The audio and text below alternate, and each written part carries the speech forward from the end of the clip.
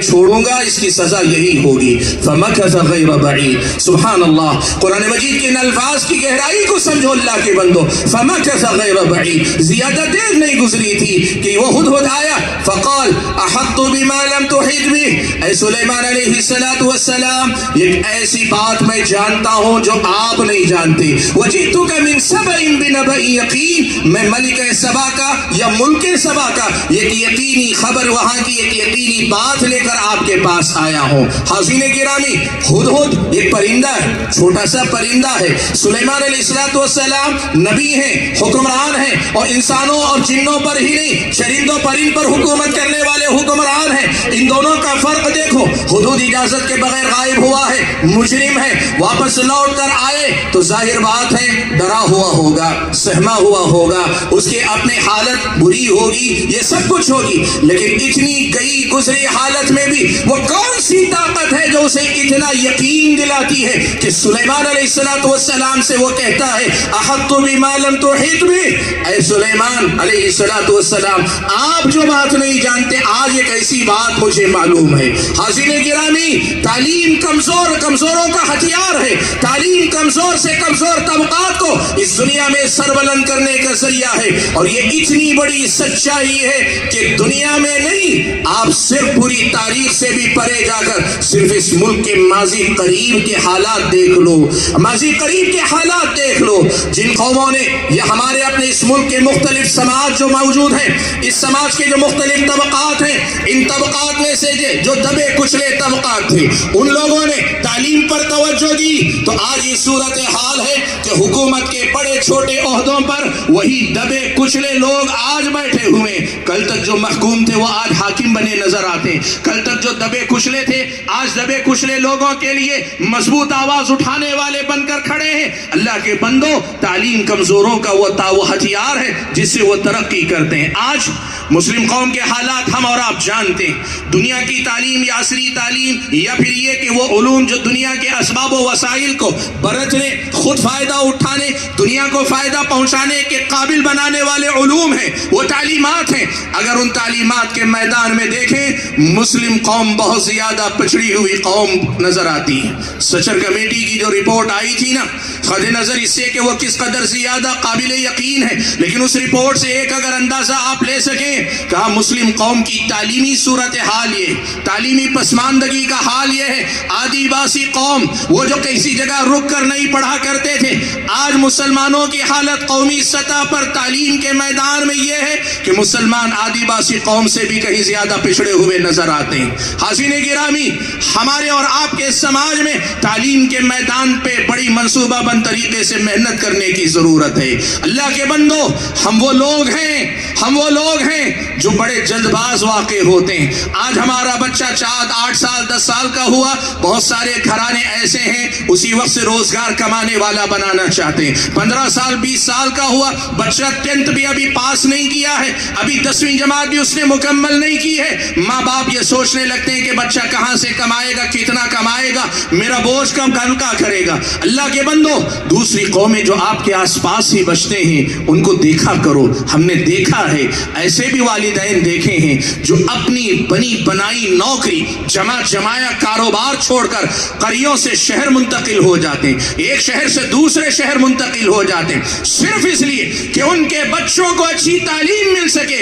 اس لیے کہ ان کو معلوم ہے آج کی ان کی یہ قربانیاں نہیں ہیں، یہ اپنے بچوں پہ انویسٹمنٹ ہے. دنیا میں اپنے بچوں پر محنت سے زیادہ بہتر انویسٹمنٹ نہیں ہے. یہ حقیقت دوسری قومیں سمجھ گئی اور ترقی کر رہے ہیں. اور آج ہماری اپنی قوم کے بہت سارے افراد کا یہ حال ہے کہ آج بھی وہ یہ سمجھتے ہیں ہم انویسٹمنٹ کرنے سے پہلے انکم کی فکر میں لگے ہوئے اور چاہتے ہیں کہ ہمارے بچے ہمارے اور آپ کے مالی حالات درست کر دیں. اللہ کے بندو، بات زیادہ لمبی نہیں کر سکتا، میرے پاس وقت زیادہ نہیں، لیکن کم سے کم یہ بات آپ کے سامنے رکھ سکتا ہوں. دیکھو، اس دنیا میں آپ 2 طریقے طریقے سے جی سکتے ہیں. ایک طریقہ یہ کہ لوگ آپ پہ رحم و کرم کی نظر ڈالیں, لوگ آپ پہ ترس کھائیں, آپ کے لیے ریزرویشن کی بات ہو, حکومت سے مطالبات ہو کہ مسلمانوں کو ریزرویشن دیا جائے. یقیناً جب پسماندہ ہیں تو یقیناً حکومت کو اس کی فکر کرنی چاہیے کہ کسی مخصوص طبقے کو ریزرویشن دے کر اوپر اٹھایا جائے. یہ حکومت کی اپنی فکر ہونی چاہیے, لیکن ہماری اپنی سوچ کیا ہونی چاہیے؟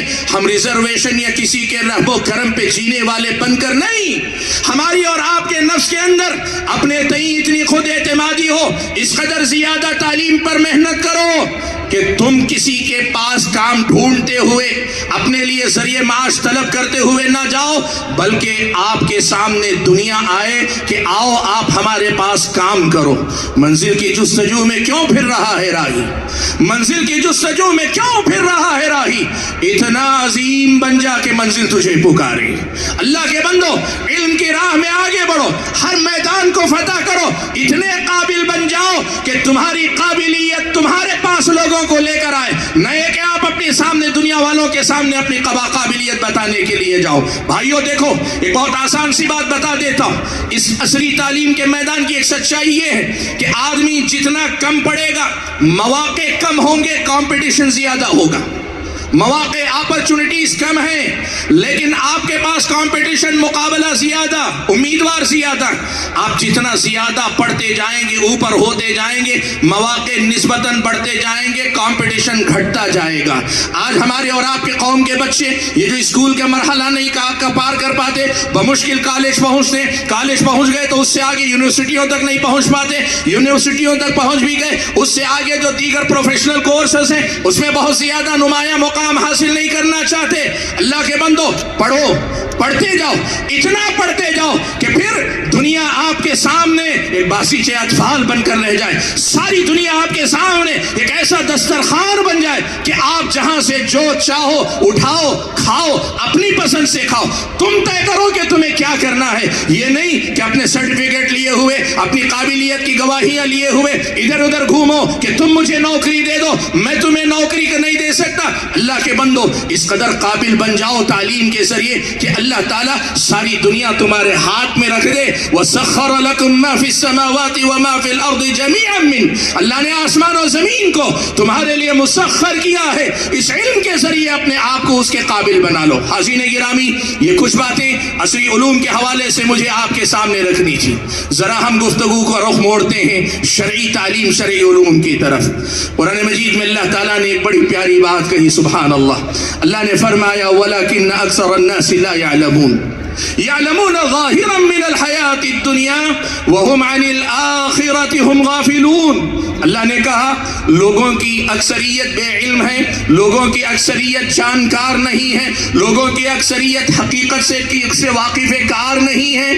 پھر اللہ نے کہا ایسا نہیں کہ یہ جاہل مطلق, نہیں, یعلمون ظاہرا من الحیات الدنیا, ان کو دنیا کے ظاہر کا بڑا پتہ ہے, یہ دنیا الٹ پلٹ کرنے پہ قادر نظر آتے ہیں, یہ دنیا میں ایک کونے سے دوسرے کونے تک جانا جانتے ہیں. یعلمون ظاہرا من الحیات الدنیا, لیکن مسئلہ یہ ہے کہ وہ علم جو با مقصد علم ہو, وہ علم جو ان کے اپنی زندگیوں کا مقصد دے سکے. وَهُمْ عَنِ الْآخِرَةِ هُمْ غَافِلُونَ, ان کا علم ادھورا علم ہے, اس لیے کہ ان کا علم ان کو آخرت کی فکر نہیں دیتا, ان کا علم انہیں اپنی آخرت کے انجام کے سلسلے میں فکر مند نہیں بناتا ہے. اللہ کے بندو, اسلامی شریعت آپ کو ایک بات بتاتی ہے, دنیا والے آخرت پہ ایمان نہیں رکھتے ہوں گے, اس لیے وہ دنیا ہی کو سب کچھ سمجھ کر وہی علم حاصل کریں گے جو صرف ان کی دنیا بنا سکے. آپ کا ایمان تو آخرت پر ہے نا, اور آپ کا ایمان یہ ہے کہ مومن کی آخرت اس کی دنیا سے زیادہ اہم ہے. تو پھر آپ کے پاس بھی یہ بات واضح ہونی چاہیے, علم کے سلسلے میں دنیا جیسے سوچتی ہے آپ صرف اتنا نہیں سوچ سکتے, آپ ان کے برابر سوچیے, ان سے بڑھ کر سوچیے, ان سے بہتر سوچیے دنیا ہی کے بارے میں, لیکن دنیا سے آگے بڑھ کر آخرت کی فکر کیجیے. آپ کی میری زندگی کے اندر دینی علم کی اہمیت ہونی چاہیے, اس قدر ہونی چاہیے کہ ہماری اور آپ کی بنیادی دینی علم کے لیے پہلی ترجیح ہونی چاہیے. میرا اور آپ کا بچہ ڈاکٹر بنے, انجینئر بنے, سائنٹسٹ بنے, یا دنیا کے مختلف علوم و فنون کا ماہر بنے, فنی مہارتیں حاصل کرے, اسلام نے آپ کو منع نہیں کیا, حکم دیا ہے ہے، لیکن اللہ کے بندو ہمارا بچہ سب سے پہلے مسلمان بنے، اس کی فکر کرو اللہ کے بندو۔ وہ علم جو آپ کو مسلمان نہ بنا سکے، وہ علم واقعی معنوں میں اگر خیر بھی لائے گا وہ محدود خیر لائے گا، اور اکثر ایسے ہوگا کہ وہ خیر بھی لائے گا تو شر سے آپ کے بچوں کو بچانے والا نہیں ہو سکتا۔ کسی نے بڑی پیاری بات کہی تھی کہ آج کے انسان کا مسئلہ یہ ہے کہ وہ ہواؤں میں پرندوں کی طرح اڑتا ہے، سمندر میں مچھلیوں کی طرح تیرتا ہے، لیکن مسئلہ یہ ہے کہ زمین پہ انسانوں کی طرح اسے چلنا نہیں آیا۔ شرعی علم، دینی علم آپ کو سب سے پہلے ایک اچھا انسان بناتا ہے، اللہ کا ایک اچھا بندہ بناتا ہے، آپ کی اپنی زندگی کا مقصد آپ کو دیتا ہے، آپ کے اپنی زندگی کے مقصد سے آپ کو جوڑے رکھتا ہے۔ اسی لیے اللہ کے بندو، وہ لوگ جو اپنے بچوں کو پڑھانا چاہتے ہیں، پڑھاؤ، بڑھاؤ، بہت کچھ کرو، بیٹی بھی پڑھاؤ، بیٹی بھی پڑھاؤ، بیٹی کو بھی بچاؤ، سب کرو، لیکن سب سے پہلے یہ کرو کہ ان بچوں کو ان کے رب سے ملاؤ۔ اللہ کے بندو، اللہ کے بندو، ان کو ان کے رب سے ملاؤ۔ آج کی ایک بہت بڑی سچائی یہ ہے کہ بڑی تعداد ایسے لوگوں کی، اپنوں کی بات کر رہا ہوں، غیروں کو تو حال ہے ہی، ہماری اپنی قوم کے بڑے لوگ ایسے ہیں جو آج بھی اپنے رب سے کما حق واقف نہیں۔ اللہ کے بندو، اللہ کی توحید انہیں نہیں معلوم ہے، اللہ تعالیٰ کا حق انہیں نہیں معلوم ہے۔ اللہ کے بندو، انہیں پڑھاؤ، انہیں پڑھاؤ، اتنا پڑھاؤ کہ یہ اپنے رب سے رب کو پہچان لے۔ سبحان اللہ۔ آپ سوچو یہ کیسی بے چین روحیں ہیں، یہ کیسی بے چین روحیں ہیں جو دنیا تو گھومتی ہیں، بالکل لگتا ہے یہ بھٹکتے لوگ کبھی دائیں کبھی بائیں، کبھی مشرق کبھی مغرب جا رہے ہیں، ساری دنیا گھوم رہے ہیں، ساری دنیا الٹ پلٹ کر رہے ہیں، لیکن اس دنیا کے پیدا کرنے والے اپنے مالک حقیقی سے ان کا کوئی رشتہ نہیں رہ گیا۔ ایک ایسی زندگی اللہ کے بندو۔ اسی لیے مسئلہ یاد رکھو، اللہ تعالیٰ کی معرفت، پیارے نبی صلی اللہ علیہ وسلم کی معرفت اور دین اسلام کی بنیادی معرفت، یہ ہر مسلمان پہ فرض عین ہے۔ اللہ کے نبی نے فرمایا طلب العلم فریضۃ علی کل مسلم، علم کا حاصل کرنا ہر مسلمان پہ فرض ہے۔ یہ وہی علم ہے جسے شیخ الاسلام محمد بن عبد الوہاب رحمۃ اللہ علیہ نے الاصول الثلاثہ کا نام دیا۔ اپنے رب کی معرفت، اپنے نبی کی معرفت، اپنے دین کی معرفت آپ کو ہونی چاہیے۔ یہ وہ سوال ہیں جو قبر میں آپ سے کیے جائیں گے۔ قبر میں فرشتہ پوچھے گا من ربک، تمہارا رب کون ہے؟ من نبیک، تمہارا نبی کون ہے؟ ما دینک، تیرا دین کیا ہے؟ اللہ کے بندو، اس کی تیاری کرواؤ کہ اصل میں آپ اپنے بچوں کو کچھ دیتے ہیں، سب سے اہم چیز یہی دیتے ہیں۔